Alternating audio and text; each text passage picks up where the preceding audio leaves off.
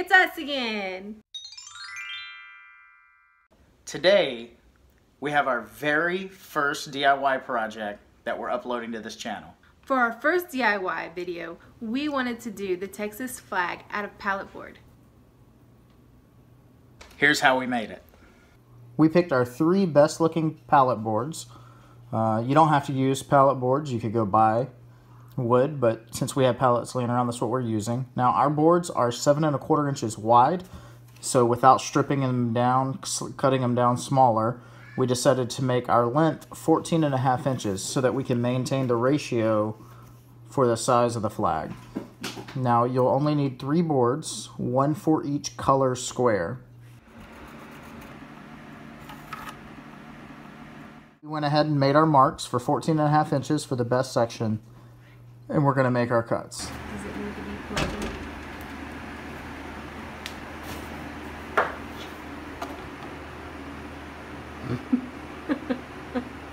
in? Kinda needs to be plugged in.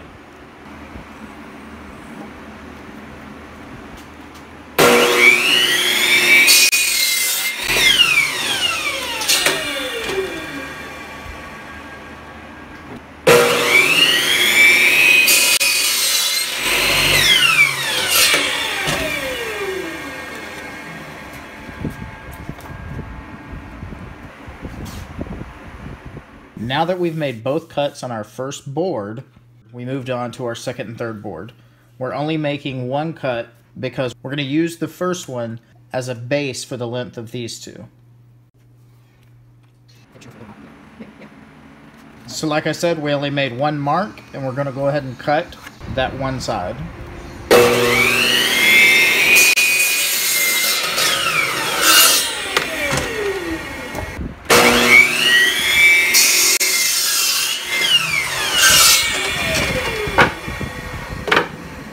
Oops. Now that we have one side cut on the other 2, we're going to line up the first board to get our length and cut the other 2 to the same length of the first board.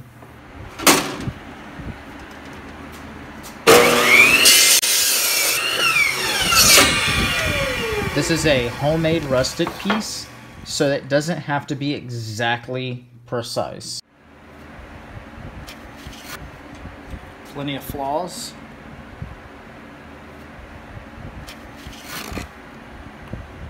To give it some character. So I went ahead and took my 3 pieces and I laid them out and chose which piece I wanted for each section of the flag. And I went ahead and lined them up, made sure everything looked nice and straight, and that we were good to go to move on to the next step. As you can see, it turns out great.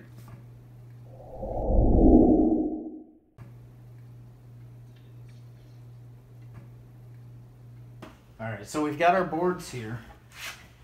Now we're just going to use sandpaper blocks to knock the edges off, clean them up a bit.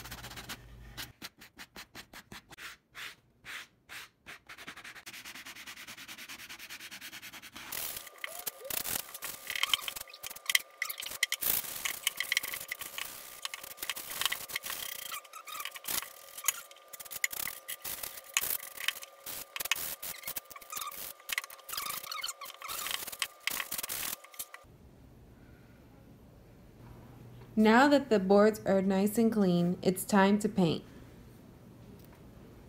We used old acrylic paints that we had from around the house.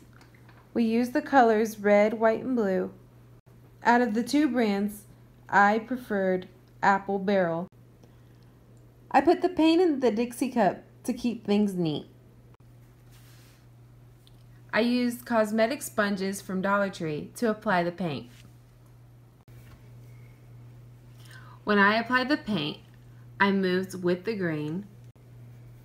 We want the character and grain of the wood to show through the paint. So we're only going to do 1 coat. It's important to make this first coat as even as possible.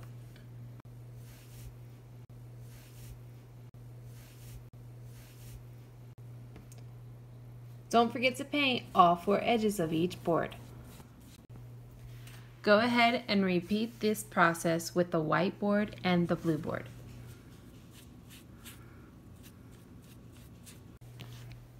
Since I wanted to make sure that the paint wasn't too thick, I put a little water in the paint and made it more of a stain. You don't have to do this, but I think it worked out well for us. Allow the blue board about 2 hours to dry before adding the star. Painting the star just right can be a little bit tricky. So I printed out a Texas star from the internet and I cut it out.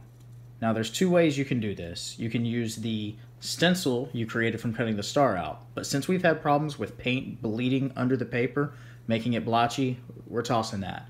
Instead, we're going to use the star. First, I measured to make sure that the star was centered.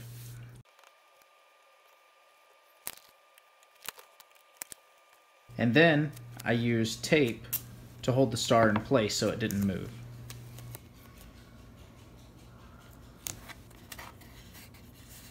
From there, I taped straight lines across each line of the star.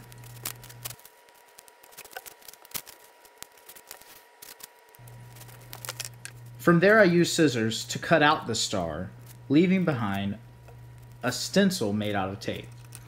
I'm not worried about the scratches too much because you're painting this area. And so when we paint this area, the scratches are just going to get filled in.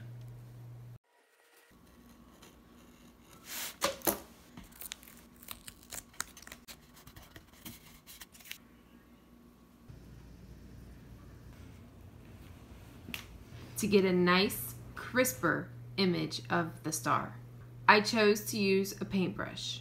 While the paint was still wet, we carefully peeled the tape up from around the star. We didn't want to risk waiting till the paint had dried because we didn't want the tape to end up peeling the paint off. We then laid our pieces into the shape of the flag.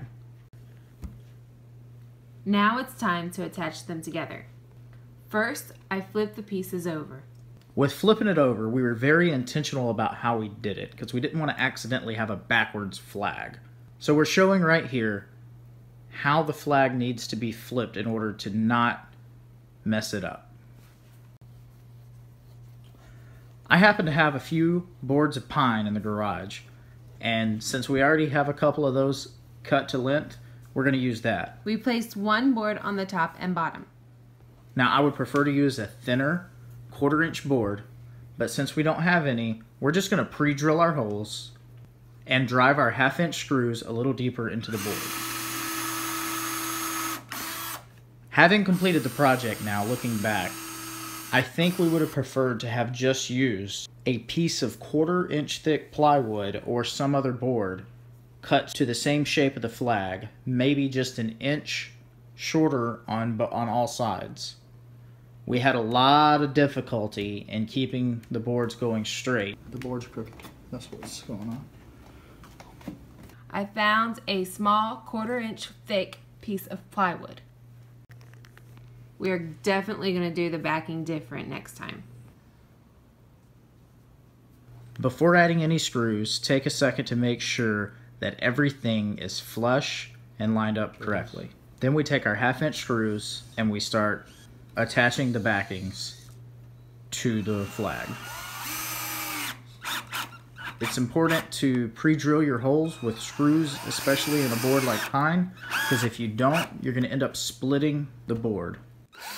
But we were kind of thinking like a picture frame idea, kind of a picture frame backing. We weren't really thinking about the sturdiness at this point in the project.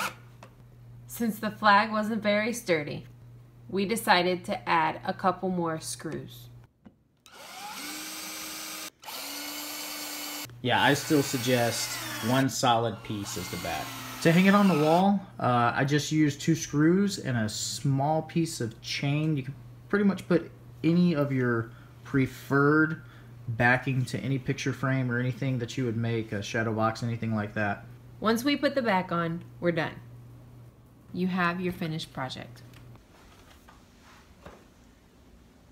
I love it. So being the first time that we made something like this, it was a lot of hard work and some tinkering. A few things we would change definitely, now that we've completed one, to things that'll make it a little bit more sturdy, and maybe a little bit faster process of making it. So if you liked it, or you want to see us attempt some other flags, post below in the comments, and we'll see if we can do it. Not sure how good our painting is for some complicated flags, like California or something like that, ones that have pictures and writing on it. I don't know how. Texas is an easy flag. There might be a way to do that, though, so don't count it out. We may be able to work that one in. But let us know what flag you'd like to see in the comments. I know one of the next ones we want to try is the American flag. We're just trying to figure out the stars without having to do massive amounts of stencil painting. If you like, subscribe. Stay tuned for more videos every Friday. Toodles!